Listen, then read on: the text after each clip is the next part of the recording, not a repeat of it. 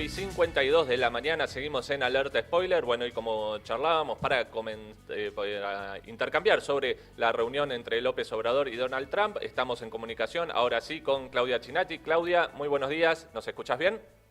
¿Qué tal? Buenos días, sí, los escucho perfecto. Bien. Perfecto, te escuchamos ahora, te agradecemos mucho la comunicación. Claudia, charlábamos esto, se juntaron Donald Trump, López Obrador, intercambiaron elogios, detrás hay negociaciones por un nuevo tratado de comercio entre México, Estados Unidos y Canadá. ¿Cómo viste vos esta reunión? ¿Qué expresa este acercamiento? Bueno, en principio, digamos que el tratado ya está en vigor, ¿no? Es un tratado que entró en vigencia a partir del 1 de julio, y se llama TMEC, Tratado México, Estados Unidos, Canadá, que es, digamos, el reemplazo del viejo TLC, del viejo Tratado de Libre Comercio, que regía desde 1994, ¿no? Es decir que la reunión fue fundamentalmente un hecho político, ¿no? Porque ya el tratado, recordemos que Donald Trump cuando asumió la presidencia de Estados Unidos en 2017, empezó con una política de renegociación de los tratados comerciales, en particular que consideró que era el peor tratado comercial de la historia norteamericana, y con una política de extorsión permanente, tanto económica como también usando a los inmigrantes y sectores de la comunidad latina mexicana indocumentados en Estados Unidos como moneda de cambio, fue obteniendo mejores condiciones para el capital norteamericano, ¿no? Ese tratado ya está firmado, se negoció con el gobierno anterior de Peña Nieto y lo terminó firmando López Obrador. Claro. Entonces la reunión fue un hecho político en un sentido escandaloso para un gobierno que se dice progresista, ¿no? Que ha mostrado los límites que tienen estos gobiernos, porque justamente los dichos de López Obrador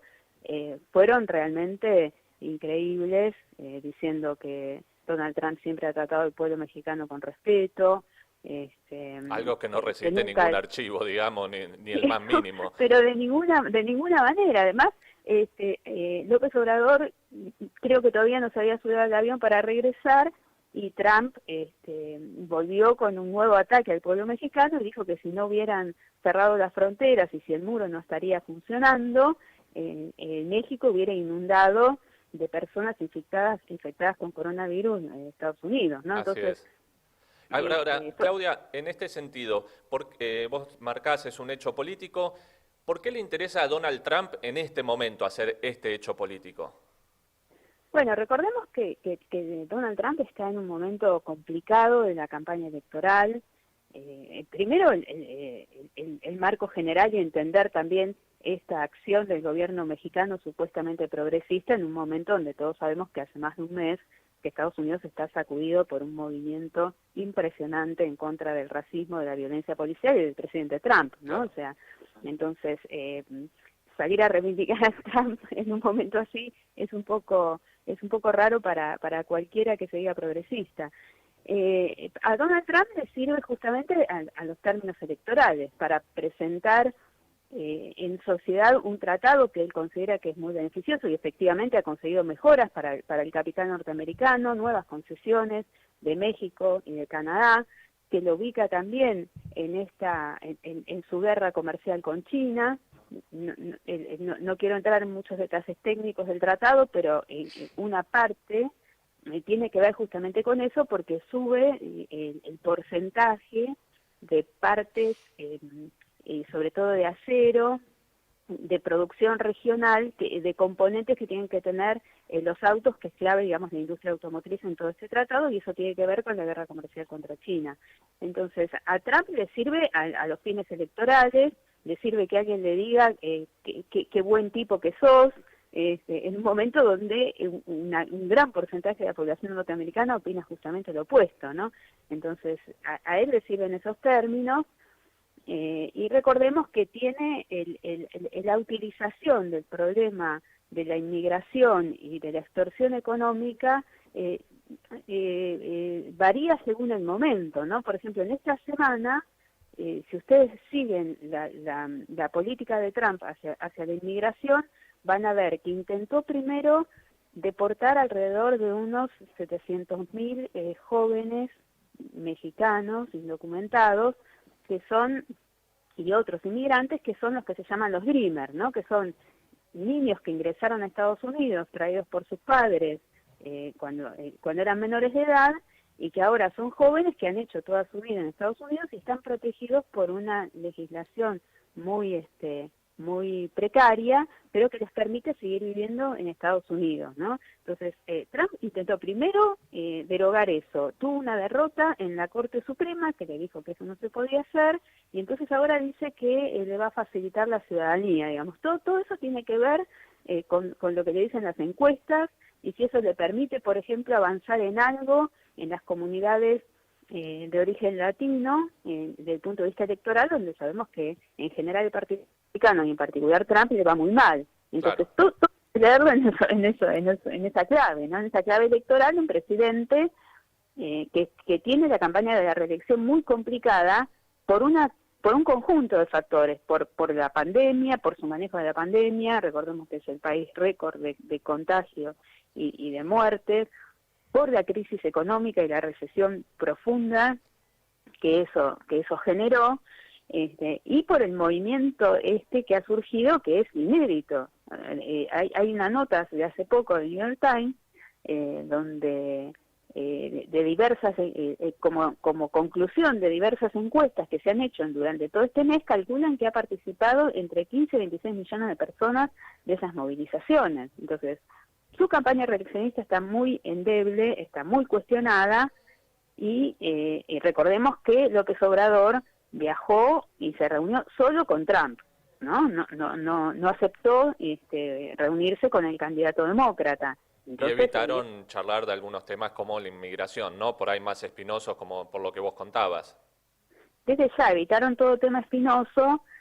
Ahora, por lo que decían en la presentación, la sorpresa no es tal. Si uno tiene muchas ilusiones y cree mucho las palabras y no ve los hechos, se pudo haber sorprendido, pero en realidad, viendo lo que va del mandato de López Obrador, evidentemente ha contribuido mucho a mantener la misma política de Trump, porque ha jugado un rol muy importante en contener oleadas migratorias hacia Estados Unidos. Recordemos todas esas caravanas, yo no sé si ustedes y los oyentes se acuerdan, pero ha habido caravanas de inmigrantes del conjunto de Centroamérica que intentan cruzar a Estados Unidos vía México, y justamente López Obrador, en acuerdo con el gobierno de Donald Trump, ha acordado militarizar esa frontera y ha sido la barrera para impedir el ingreso de todos esos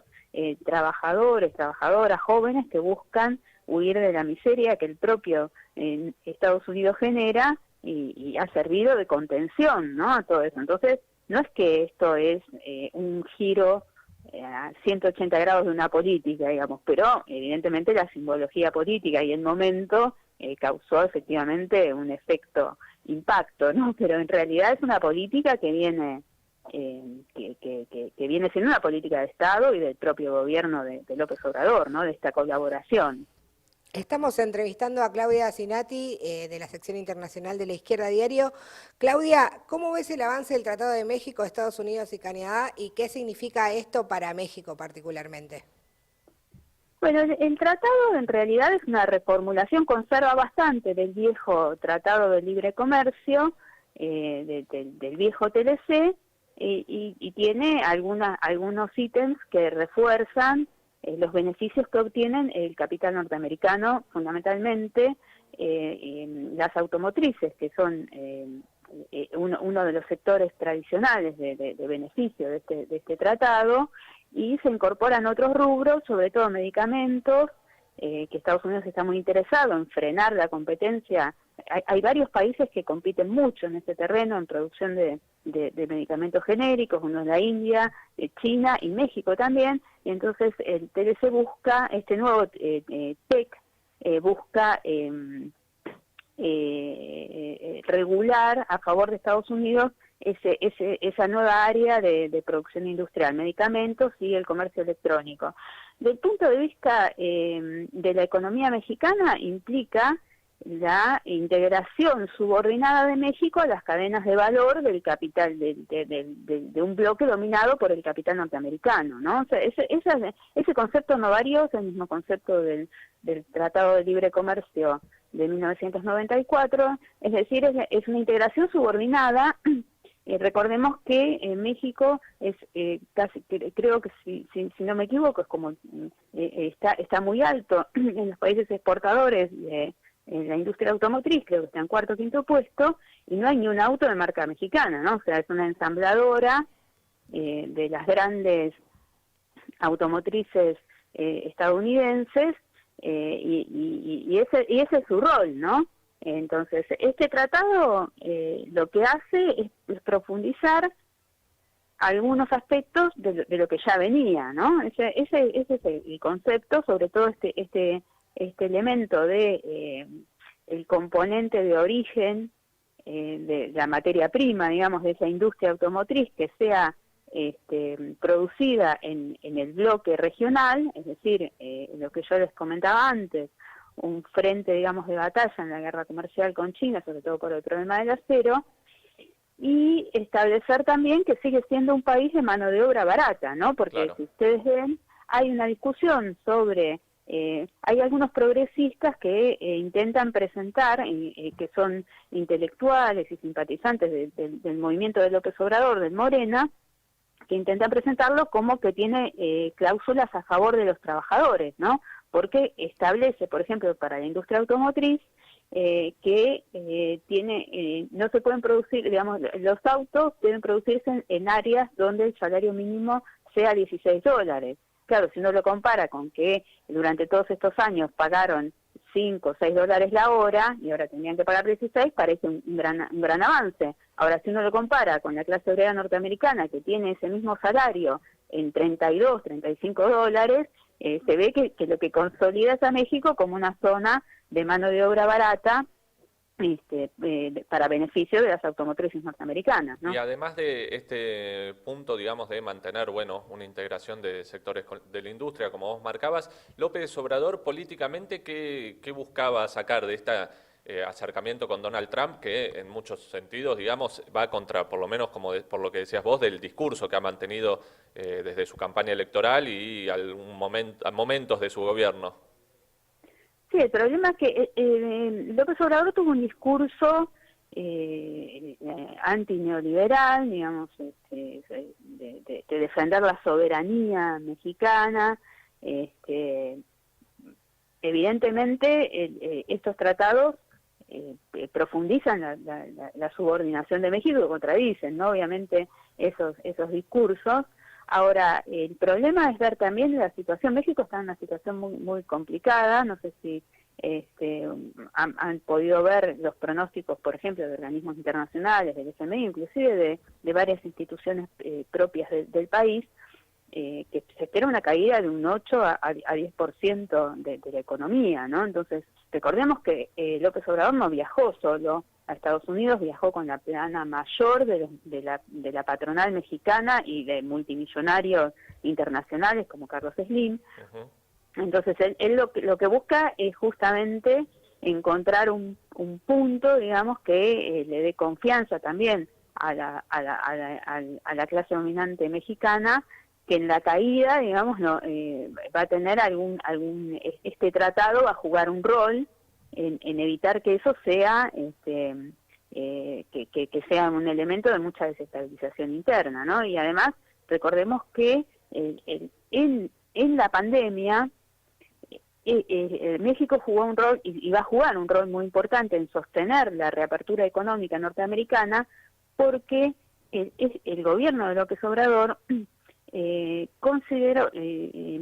consideró como trabajos esenciales todas sobre todo las industrias de las maquilas, ¿no? Entonces, en medio de la pandemia, por eso tiene también tan altos números de contagios, de infecciones y muertos, ¿no? Y sobre todo en zonas industriales, y eso es muy importante para el plan de Trump de ver si se reactiva la economía en vistas a las elecciones. Entonces, es mostrarse, digamos, como un gobierno que puede hacer frente a una crisis que va a golpear muy fuerte, y por eso también viajó, digamos, respaldado por la plana mayor de la patronal mexicana, ¿no? Claro, que el plan de los grandes empresarios de México va a estar contemplado, digamos, en su gobierno. Claro, obviamente. Claudia, bueno, y para cerrar muy cortitos, el fin de semana hubo un gran acto internacional de la red de diarios de la Izquierda Diario y de los distintos grupos también que son parte de la fracción trotskista junto al Partido de Trabajadores Socialistas acá en la Argentina. Fue un acto bastante novedoso desde el punto de vista internacional contra el racismo y la violencia policial. No sé vos cómo lo viste, qué fue lo que más te impactó, por ahí si querés comentarle algo para quien no lo vio todavía y lo puede encontrar en el canal de YouTube. Mira, yo creo que fue un mensaje muy potente porque mostró cómo en distintos países del mundo, en países centrales, imperialistas, hay una misma lucha, ¿no? Entonces eso es muy inspirador ver que en otros países trabajadoras, trabajadores, jóvenes enfrentan al mismo enemigo, y entonces esa relación que se estableció en el acto entre la lucha contra el racismo y la violencia policial y cómo eso funcionara a la dominación de los capitalistas y sus estados y a mantener las condiciones de explotación. Creo que fue un mensaje muy potente y que ayuda a comprender que la clase obrera es internacional y que las divisiones nacionales, el racismo, son instrumentos a manos de la clase dominante para mantenerla subordinada y que no tome conciencia de esa enorme fuerza que tiene, ¿no? A mí me llamó la atención también mucha juventud, también, bueno, muchos de los oradores, digamos, muy jóvenes y parte de esos movimientos que se están dando. Ahí había incluso de Estados Unidos, ¿no? De Francia. Bueno, muy interesante. Les recordamos, está en el canal de YouTube, ¿no? De la Izquierda Diario, pueden ver el acto completo. Claro, y eso que vos decís es muy importante, ¿no? Porque escuchar a protagonistas directos de esas luchas que cuentan su experiencia y las conclusiones políticas que están sacando, verdaderamente es un hecho de alto impacto, digamos, para todos los que queremos organizarnos para terminar con este sistema, ¿no? Te agradecemos mucho, Claudia, la comunicación, bueno, y hacemos la invitación a quienes aún no vieron el acto y quieran verlo o partes o intervenciones. Hay muchas muy buenas, muy interesantes, están ahí en nuestro canal de YouTube o en el portal La Izquierda Diario. Así que, bueno, esa invitación dejamos. Claudia, muchísimas gracias por la conversación. No, por favor, un abrazo. Un abrazo.